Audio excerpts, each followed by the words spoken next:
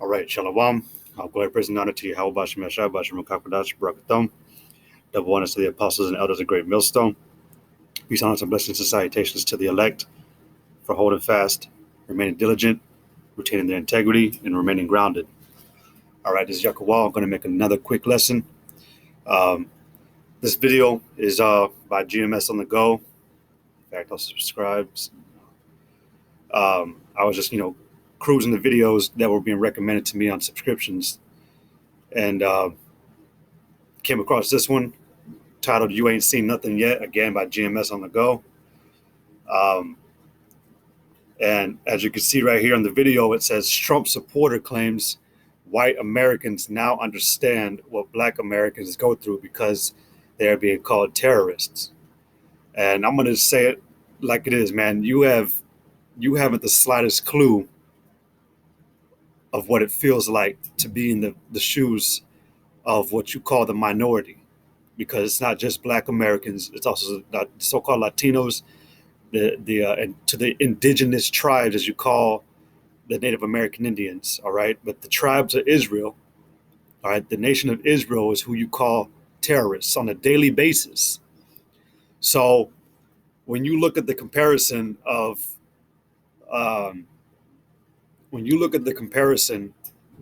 between Esau, the so-called white man, white Americans, and the so-called black man and so-called Latino man, so-called Native American Indian man, when you look at the huge gap, when you compare the two, there is a huge gap in equality between the two nations.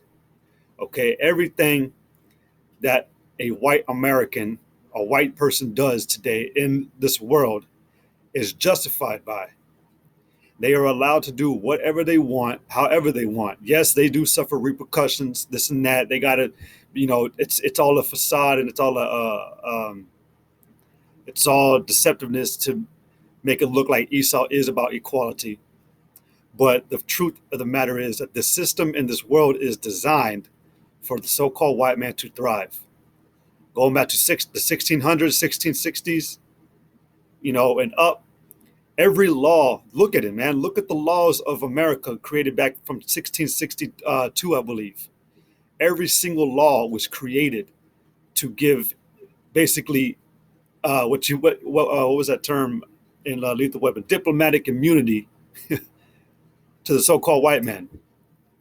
He was free from punishment. All right, there's a law that when a white man would kill a Native American Indian or a so-called black man at the time that they were both being identified as blacks, if a so-called white man killed one of these people, he was immune from being punished. All right, look it up.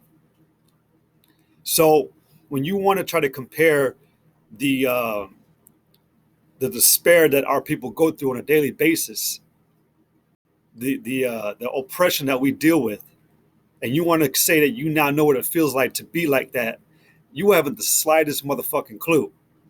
And just like this brother named the video, you ain't seen nothing yet. Okay? Because even the main example, that the whole attack on the Capitol, which is what this man's probably speaking about, I'm not too sure.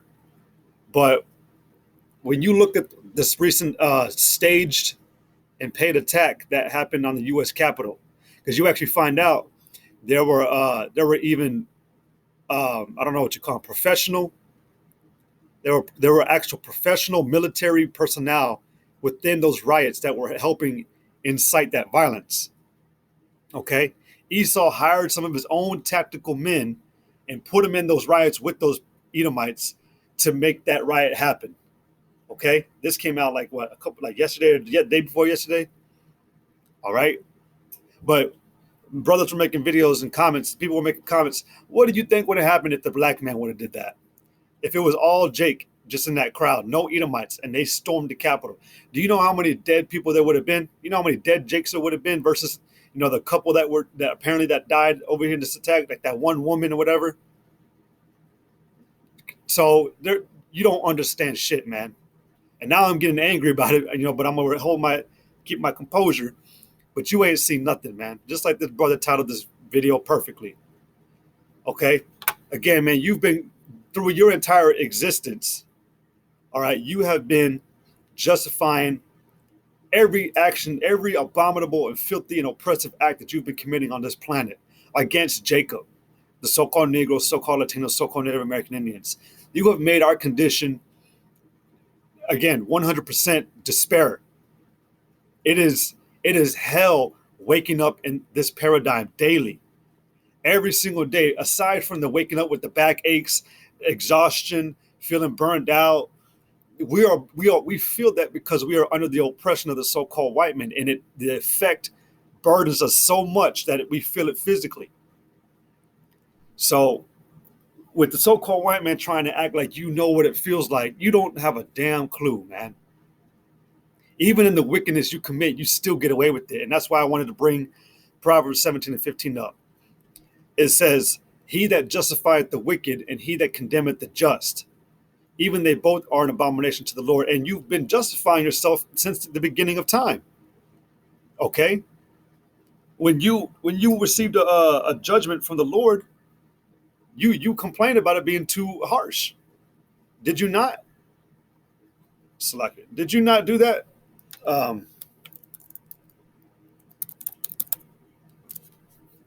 Because again, when you learn through the Spirit, the understanding of who Cain was, Cain said after he had killed his brother, after he committed the first murder act in the world, the first human being, the first wicked spirit to commit an act of violence that led to death.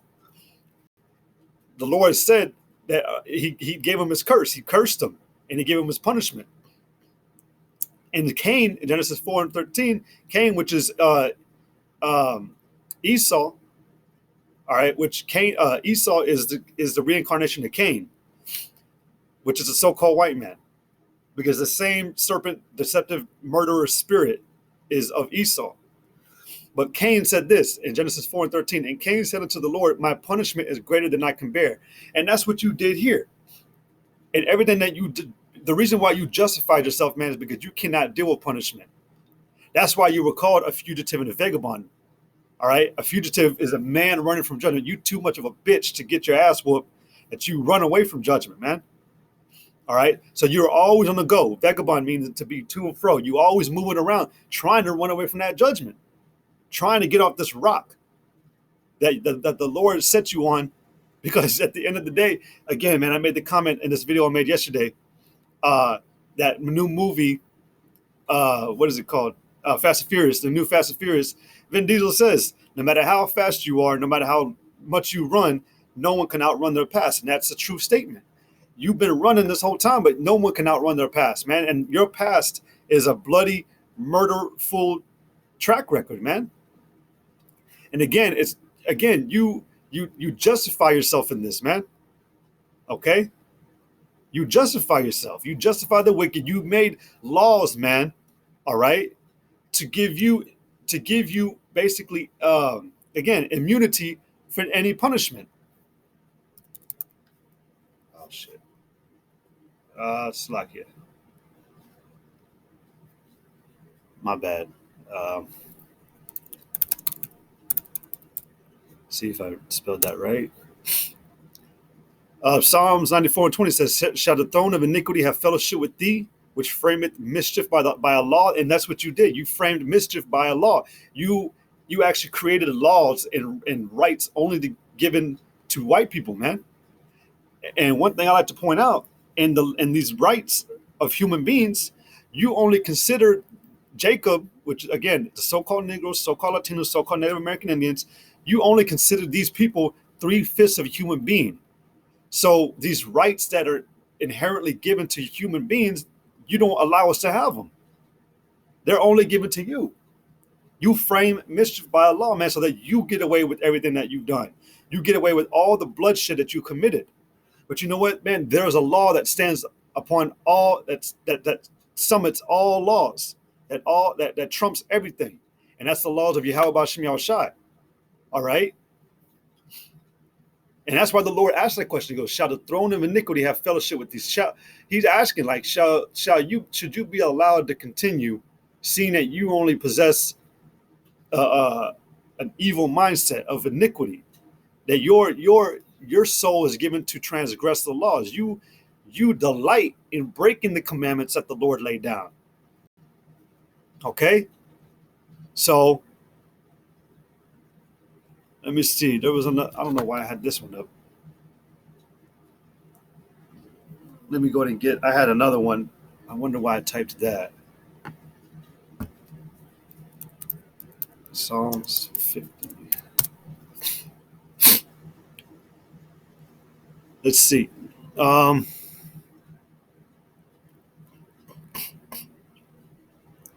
Psalms 50 and 16 says, "But unto the wicked the Most High saith, What hast thou to do? What hast thou to do to declare my statutes, or that thou shouldest take my covenant in thy mouth?" It says, "Seeing thou hatest instruction, and castest my words behind thee, when thou sawest a thief, then thou consentest with him." See, you again, you justify the wicked. You lay down a pillow, bed sheets, and a bed for a evil person. All right, for a man given to violence and deceptiveness and lies. All right, but you kill the righteous. All right. It says, "When thou sawest a thief, then thou consentest with him." This is a daily thing, by the way, that our people go through, man. From the wicked, when dealing with the so-called white man, they look down upon you every single day, thinking of new ways to kill you or to slowly kill you or slowly poison you, watch you deteriorate and decompose away. All right. And it says that when thou sawest a thief, then thou consentest with him, and has been partaken with adulterers. Thou givest thy mouth to evil, and thy tongue frameth deceit. So again, going back to this video, to say like you understand what it feels like. No, you don't, man. No, you don't. Even in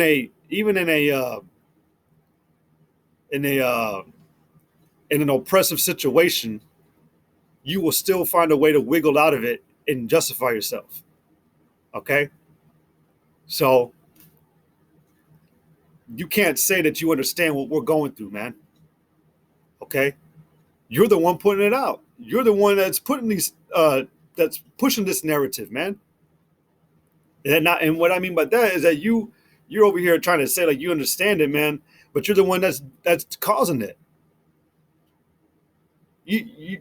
Esau is just a bad behaving child, man. All right, but he's grown up into a man, but he still possesses that childlike mindset, man. He throws a fit. So now that he has his blessing and that he's got that he's perfected it, all right, he uses his blessing, which is a sword. So when he has a fit, he just goes up and picks up a sword and goes killing. You know, but you want to act like you understand our troubles, like you understand what it's like to wake up exhausted every day, oppressed, scraping the scraps you got just to make it by, just to barely make it. This dude does not look like he is struggling financially. I'm gonna make that judgment right there, man. First of all, you on TV, all right? They don't just pick up bums and put them on TV, man. You look like you've been taking care of yourself. You know, you edging yourself up. You got a nice cowboy hat on. You got some nice clothes on. You can tell you got some nice clothes on. And you want to sit there and act like you know what it's like to be oppressed every single day. No, you don't.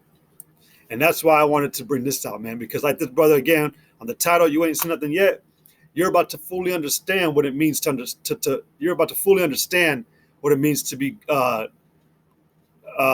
ruled with judgment. This is Hebrews 9:22. It says, "And almost all things are by the law purged with blood, and without shedding of blood is no remission." So we've been dying day in and day out, man.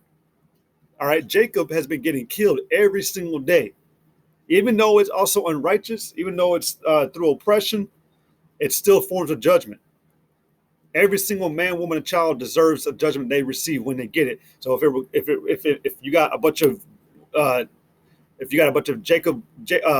Israelite women dying, guess what? All those each and every single individual one of those women deserved it.